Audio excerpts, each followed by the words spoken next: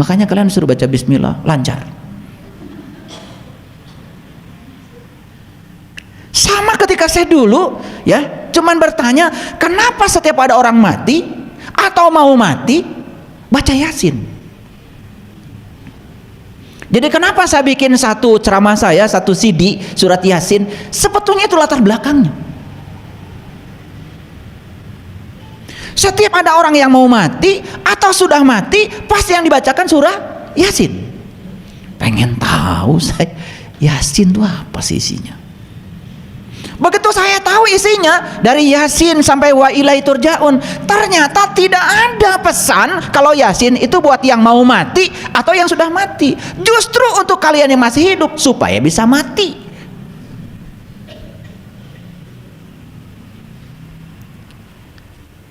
Jadi saya juga tuh dulu sama, kalau ada orang mati baca Yasin kayak kalian, sama. Ya sama, saat itu juga gak ngerti. Cuman bedanya saya nanya, kalian enggak. Kan kalian kalau udah baca langsung dapat pahala toh? Iya. Kapan pahalanya? Nanti. Hebat kalian, itu luar biasa. Hebat lah. Ketika saya baca Yasin, wahai Sin, di situ saya diam. Siapa yang dihaikan ini dan siapa yang menghaikan? Di situ aja nggak lanjut saya. Saya baca surah Yasin itu terbata-bata, nggak lancar kayak kalian. Kalian kan baru 15 menit udah langsung selesai, betul nggak? Luar biasa. Saya baca baru Yasin, berhenti saya di situ. Otak saya mulai jalan. Yasin, wahai Sin. Kan ada pertanyaan bagi saya, siapa yang menghaikan dan siapa yang dihaikan, kan gitu. Gitu nggak kalian? Hebat kalian itu. Luar biasa memang. Makanya saya itu nggak secepat kalian belajar. Kalian langsung wa ilaihi turja'un. Saya lambat di situ. Lalu saya tanya lagi, kenapa iya itu titiknya 2 di bawah? Kenapa sin itu geriginya 3? Saya kan mulai nanya, nggak mungkin sekelas Nabi Muhammad nulis sesuatu sembarangan, nggak mungkin. Dan kenapa kata sin ini sering sekali disebut-sebut ketika baca sholawat? Salatullah, salamullah ala toha rasulillah, salatullah salamullah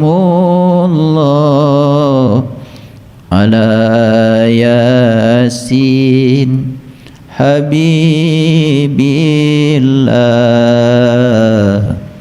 ala yasin habibillah. Sadar saya, ternyata Yasin itu habibillah, orang yang mencintai Allah. Siapa habibillah itu? Apa kita tidak ingin jadi habibillah? Apa tidak ingin kita itu dipanggil Yasin?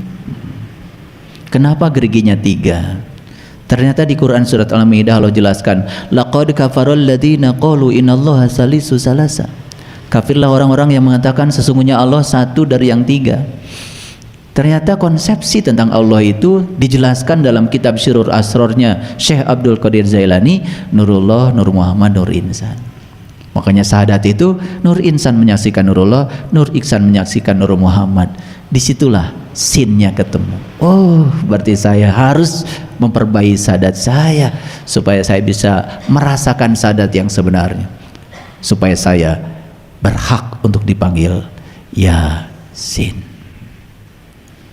Begitu sampai di titik itu, wal Qur'anil Hakim, temukanlah bacaan yang bijaksana. Karena kita ini, otak kita ini sudah konsepnya udah begitu. Begitu dengar kata Quran, yang terpikir adalah itu. Padahal kalau kita lihat dari bahasa Arab, Quran itu dari qara ayaqra'u Qur'anan. Quran itu artinya sesuatu yang harus kau baca.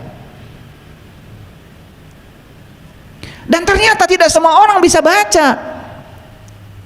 Yang tulisan itu maksud saya, kan tidak semua orang juga bisa berbahasa Arab.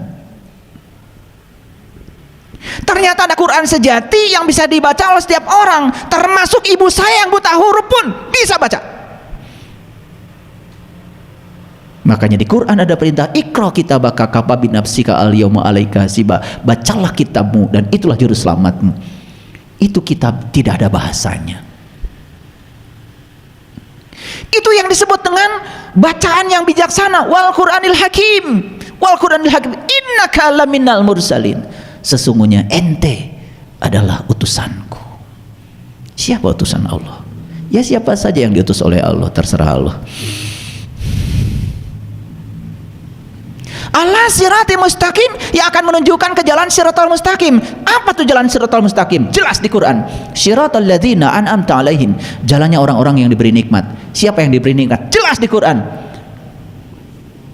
Wa may yuti'illah wa rasulahu fa ulaika ma'al ladzina an'amallahu alaihim minan nabiyyin wasyiddiqin wasyuhada. Orang yang diberi nikmat cuma 4. 1 para nabi, para siddiqin, para syuhada, dan para solihin. Masuk kalian salah satu dari 4 saja, udah keren. Maka kalian sudah termasuk orang yang diberi nikmat. Kalau kalian sudah termasuk orang yang diberi nikmat, berarti kalian sudah masuk ala siratil mustaqim. Sampai situ aja dulu Yasinnya, udah keren. Apalagi sampai wa ilahi tur itu ya. Jadi ternyata Yasin bukan untuk yang mati. Yasin itu untuk yang hidup supaya bisa mati dan kembali kepada alam asal.